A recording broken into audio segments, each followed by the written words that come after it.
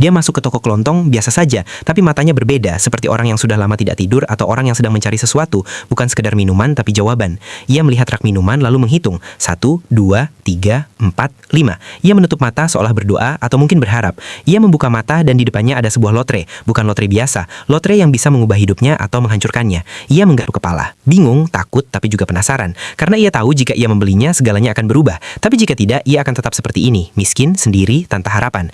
Ia memilih satu lalu membayar, tangan gemetar, jantung berdebar, seperti sedang membeli tiket ke surga atau neraka. Ia membuka lotre itu perlahan dengan hati-hati, seperti membuka surat cinta dari masa lalu atau surat kematian dari masa depan. Dan ia menang, tapi bukan uang, bukan mobil, bukan rumah. Ia menang kekuatan untuk mengubah nasib orang lain, untuk menyelamatkan mereka atau menghancurkan mereka. Ia melihat ke sekeliling, semua orang tampak biasa, tapi ia tahu di balik senyum mereka ada penderitaan, di balik kekenangan mereka ada keputusasaan. Ia mengangkat tangan seperti orang yang baru saja menemukan Tuhan, tapi bukan Tuhan, ini adalah nasib dan ia adalah orang yang bisa mengendalikannya. Ia memilih satu lagi, lotre bernilai 500, lalu 1000. Ia tidak peduli berapa harganya, karena ia tahu ini adalah investasi untuk masa depan, untuk keadilan. Ia menggosok lotre itu perlahan dengan hati-hati, seperti membuka rahasia dunia atau mengungkap dosa-dosa masa lalu. Dan ia menang lagi, tapi kali ini ia tidak senang, karena ia tahu kekuatan ini bukan hadiah, ini adalah kutukan, karena ia harus memilih siapa yang akan diselamatkan, siapa yang akan dihancurkan. Ia melihat ke arah telepon lalu menghubungi seseorang. Suaranya dingin, ia tahu apa yang orang itu lakukan dan akan membuatnya membayar. Ia tersenyum, tapi bukan senyum bahagia. Ini adalah senyum yang menakutkan karena ia tahu ia sudah mulai bermain dengan nasib